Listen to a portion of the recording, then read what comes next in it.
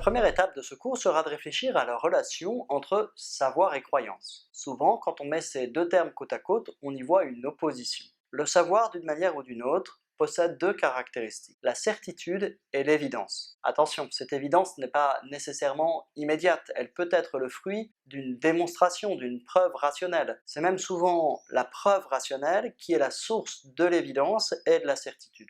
Au contraire, la croyance est alors présentée comme étant psychologiquement avec un degré de certitude moins grand, justement parce qu'il ne possède pas cette démonstration, cette preuve proposée par la raison. Et dès lors, souvent, on oppose cette croyance comme un degré moindre de savoir, plutôt comme étant de l'ordre de l'opinion. Mais alors, s'il n'y a pas de preuve et de démonstration, la croyance est entourée d'une première difficulté: comment connaître sa vérité? Si elle dépend de quelque chose qui n'est pas objectivement transmissible, la croyance n'est-elle pas alors que subjective? Et si elle est subjective, eh bien il n'y aurait aucun moyen de distinguer la bonne ou la mauvaise croyance, et encore faudrait-il s'entendre sur ce qui fait qu'une croyance est bonne ou mauvaise, ce qui ajoute à la difficulté. Il y a pourtant un paradoxe à la croyance. En effet, il semble qu'elle entoure le savoir par le haut et par le bas. Par le haut, on voit qu'on parle de croyance pour la foi religieuse parce que parler de Dieu, parler des mystères de Dieu, c'est parler de ce qui est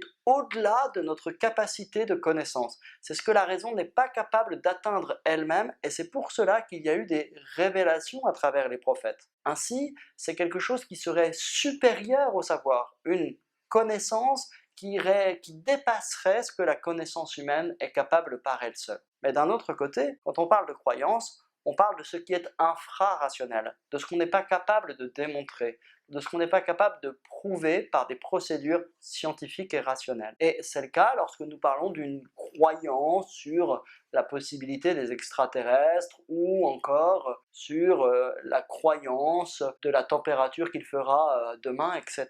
Donc vous voyez, il y a une sorte de paradoxe à la croyance parce qu'elle semble tout de suite se détacher en deux pôles différents. C'est pour ça qu'il faut analyser un peu plus profondément ce que c'est qu'une croyance. D'abord, on peut constater qu'il y a plusieurs types de croyances. Premièrement, une croyance est une opinion douteuse. Si par exemple quelqu'un dit qu'il croit à l'existence des extraterrestres, un mystère se révèle.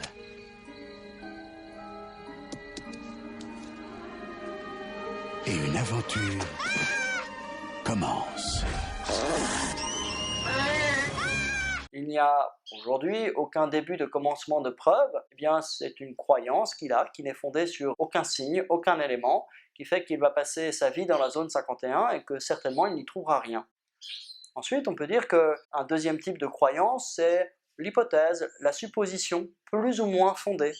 Par exemple, je crois qu'il va pleuvoir demain, et bien on saura demain si ma croyance était pertinente ou pas.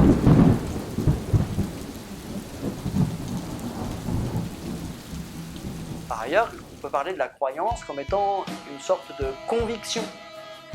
Si quelqu'un croit que le capitalisme s'écroulera de lui-même en raison des contradictions internes qu'il comporte, eh bien c'est une conviction qu'il a très forte, c'est une intuition peut-être sur la nature du capitalisme.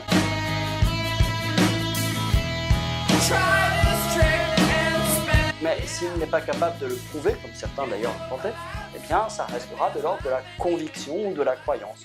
On peut parler évidemment ici de la conviction politique lorsqu'on estime qu'on croit tel parti ou tel homme politique plus capable de mener la destinée d'un pays plutôt que tel autre parti ou tel autre homme politique. Et puis enfin, il y a un dernier type de croyance qui est la foi religieuse, croyance en l'existence de Dieu, en certains de ses attributs et en certaines de ses manifestations. On le voit déjà, parler de croyance, c'est parler de différents types de croyances. La religion n'a pas le monopole de la croyance. Et quand on voit ces différents types de croyances, on comprend alors qu'il y a plusieurs objets de croyance. Il y a des croyances géographiques. Je crois que Sydney existe. Comme je n'y ai jamais été, je fais confiance aux cartographes, je fais confiance à la documentation qui dit que Sydney existe.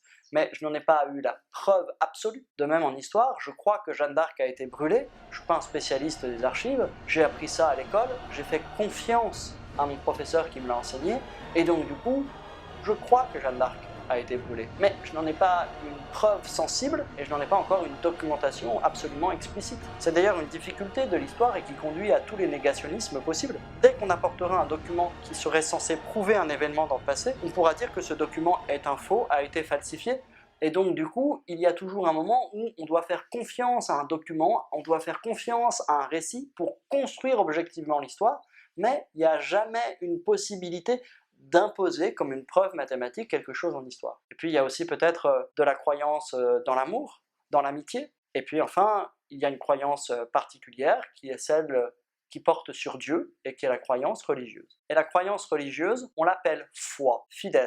Le mot fides a la même racine que le mot confiance. Dans la foi, on fait confiance à Dieu, à ses prophètes, dans ce qu'ils ont voulu nous révéler, et on leur fait confiance parce qu'on pense que c'est le chemin qui va nous conduire au salut. Et en fait, dans toute croyance, il y a une question de confiance. Et si on y regarde bien, nos vies, quelle que soit notre position religieuse, sont pleines de croyances. Moi, par exemple, je ne suis pas un très grand scientifique. Je fais confiance à la science quand elle me dit que le micro-ondes que j'utilise tous les jours n'est pas nocif pour la santé et efficace pour chauffer les éléments. Je fais confiance à mon médecin qui me dit que la pathologie que j'ai n'est pas la pire des horreurs que j'ai pu repérer sur Internet, mais que c'est une pathologie bénigne qui se soigne avec un petit traitement léger. Je fais confiance à mon ami qui me dit que demain il viendra. Je crois sa parole.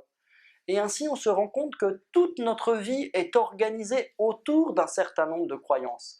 Même lorsque nous croyons en la science, on ne refait pas Einstein tous les jours, on ne refait pas Newton tous les jours, on croit à leurs résultats et on voit le monde à travers cela. Et donc on le voit, nous sommes tous très profondément croyants.